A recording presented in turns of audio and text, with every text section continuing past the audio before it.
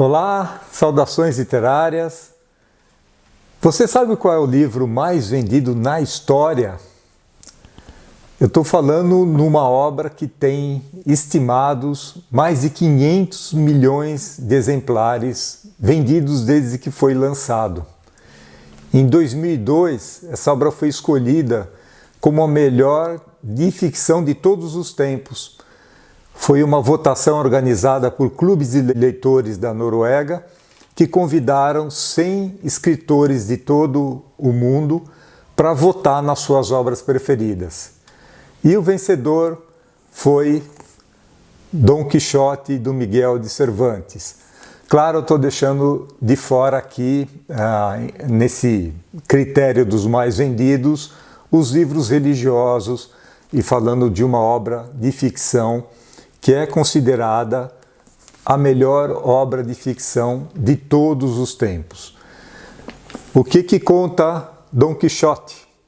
É a história de um pequeno fidalgo, já de certa idade avançada, que adora ler livros de cavaleiros, aqueles livros, aqueles romances daqueles cavaleiros heróicos da Idade Média, e ele lê tantos que ele acaba misturando a realidade com a ficção e resolve ele mesmo se tornar um cavaleiro andante.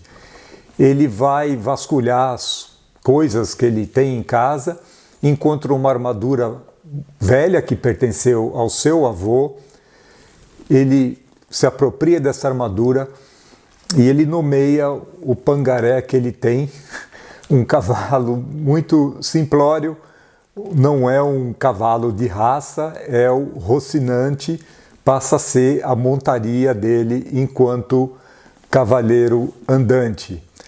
Dom Quixote nasceu com o título original de O Engenhoso Fidalgo Dom Quixote de La Mancha, em sua primeira publicação em Madrid, em 1605.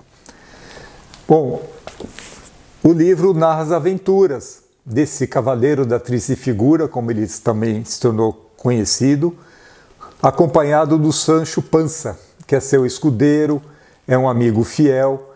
Eles fazem 3 viagens pelas terras de Mancha, Aragão e Catalunha, e lá eles se envolvem em muitas peripécias e aventuras, em que as fantasias acabam sempre sendo desmentidas pela dura realidade. O próprio Cervantes definiu o Sancho Panza, que é o realista da dupla, como um homem de bem, mas de pouco sal na moleirinha. Bom, ele representa o bom senso e ele está sempre chamando o Dom Quixote à razão, e muitas vezes o que mais acontece é o desencontro entre as fantasias do cavaleiro e a realidade. E o resultado disso é sempre muito engraçado, né? Há vários diálogos e situações engraçadíssimas. Eu ri muito. Eu gosto de ler clássicos, procuro ler pelo menos 2 por ano. E eu tinha outra expectativa de Dom Quixote, positiva, claro, mas eu não esperava uma obra com tanto humor. Mas eu preciso falar, é um riso amargo, porque Dom Quixote ele é considerado o primeiro romance da literatura ocidental.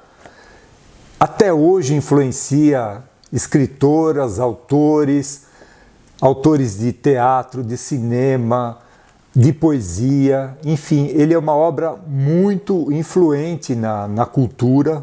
Por quê? Porque ele fala de temas universais, ele fala de justiça, ele fala de verdade, ele fala de amor, mas sempre numa linha muito tênue entre a loucura e a razão.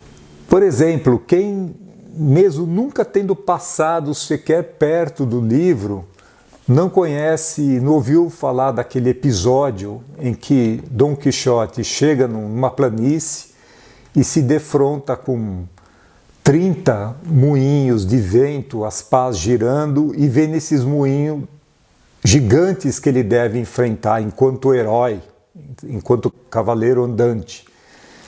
Sancho Panza tenta chamá-lo à razão, fala, não, são moinhos, não são gigantes.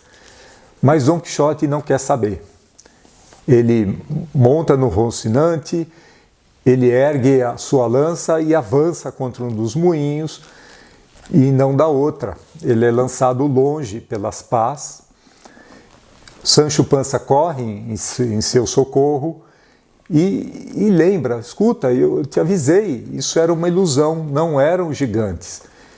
E Dom Quixote não cede, ele insiste, sim, são gigantes, mas o mago Friston, ele apenas fez a ilusão de transformá-los em moinhos para que eu não pudesse atingir a minha glória ao combatê-los e vencê-los.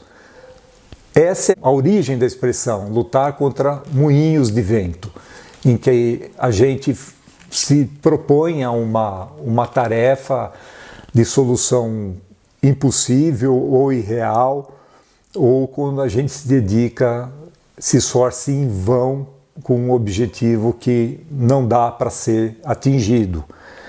O escritor italiano Italo Calvino, ele tem uma obra muito interessante que é Por que ler os clássicos? Ele faz uma defesa dos clássicos. Sim, são livros muitas vezes cabeçudos, mas eles são raiz de muito do que a gente lê hoje, do que a gente, mesmo no cinema a gente assiste hoje, tem sua inspiração lá atrás, nessas grandes obras. E um dos muitos argumentos que o Calvino faz em defesa dos clássicos é que eles são uma riqueza para quem os tenha lido e amado, e também uma riqueza não menor para quem se reserva a sorte de lê-los pela primeira vez nas melhores condições para apreciá-los. Isso é o que diz Calvino. Há muitos autores que defendem os clássicos e eu vou usar até um argumento bem mais simples. Se você corre, se você frequenta uma academia pensando no seu bem-estar físico, põe a massa cinzenta para trabalhar também. E ler algum livro mais desafiador, e nem é o caso de Dom Quixote, cuja leitura é muito agradável, ler um livro mais dito difícil é um exercício para o cérebro. E isso vai te fazer muito bem, eu não tenho a menor dúvida. Assim como correr frequentemente, praticar uma atividade física, mesmo que você fique cansado, suada, vai ter um resultado positivo. Hoje é isso. Leia mais, leia também os clássicos, leia sempre. Até a próxima.